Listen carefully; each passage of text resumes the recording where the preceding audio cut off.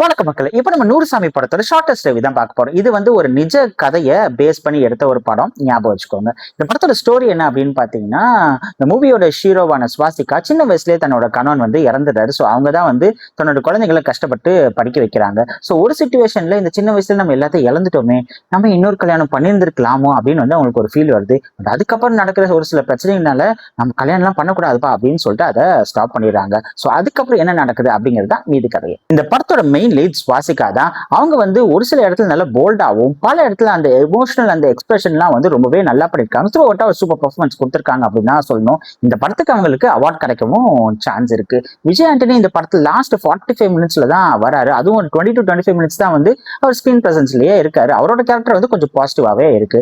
Ajay திஷன் and சக்திக்கு வந்து என்ன கேரக்டர் கொடுத்திருக்காங்களோ அதை கரெக்டா பண்ணியிருக்காங்க அப்படின்னு தான் சொல்லணும். பாலாஜி சக்திவேல் அண்ட் கருணாஸ் வந்து ஒரு சில இடத்துல அவங்களோட நெகட்டிவ் ஷேட்ஸ் வந்து ரொம்பவே எஃபெக்டிவா இருந்துச்சு. பாலாஜியோட மியூசிக் வந்து இந்த படத்துக்கு வந்து ஒரு பாட்டு நல்லா இருந்துச்சு, பிஜிஎம்லாம் நல்லா இருந்துச்சு. பட் பாட்டெல்லாம் இன்னும் கொஞ்சம் பெட்டரா நல்லா பண்ணியிருந்திருக்கலாமா அப்படின்னு தான் தோணுச்சு. டைரக்டர் சசி இந்த படத்தோட எமோஷன் அண்ட் கமர்ஷியல் கலந்து ஒரு கலவையா தான் கொடுத்திருக்காரு. முக்கியமா ஒரு சில டைலாக்ஸ் எல்லாம் பாத்தீங்கன்னா இந்த சொசைட்டிக்கு ஒரு செருப்படி கொடுக்குற மாதிரி ரொம்ப பவர்ஃபுல்லாவும் ரொம்ப எமோஷனலாவும் கொடுத்திருக்காங்க. இந்த சொசைட்டில ஒரு முக்கியமான சோஷியல் இஷ்யூவை எடுத்து இந்த படத்துல காமிச்சதுக்கு டைரக்டர் சசிக்கு ஒரு மிகப்பெரிய ஹேட்ஸ் ஆஃப். படத்தோட பிரச்சனை என்ன அப்படின்னு பாத்தீங்கன்னா, இந்த சோஷியல் இஷ்யூ படத்துல வந்து கமர்ஷியல் எலிமெண்ட்ஸை வந்து கொஞ்சம் திணிச்ச மாதிரி இருந்துச்சு. ஃபர்ஸ்ட் சீன்லயே பாத்தீங்கன்னா எதுக்கு இது ஏன் இப்படி பில்டப் கொடுக்குறாங்க அப்படின்னு தோணுச்சு.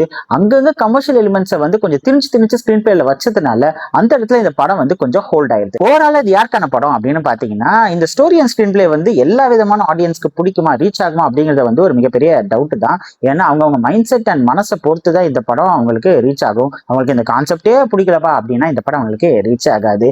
ஒரு சில பப்ளிக் ரிவ்யூஸ்ல வந்து இந்த படம் ஃபுல்லா அழுக காட்சியா இருக்குப்பா, அழுதுகிட்டே இருக்காங்க ஸ்டார்டிங்ல இருந்து ஃபர்ஸ்ட் வரைக்கும் அப்படின்னாங்க. பட் அப்படிலாம் இல்ல, தேவையான இடத்துல எமோஷன், கமர்ஷியல் அண்ட் தென் காமெடிஸ்லாம் அங்கங்க வச்சிருக்காங்க.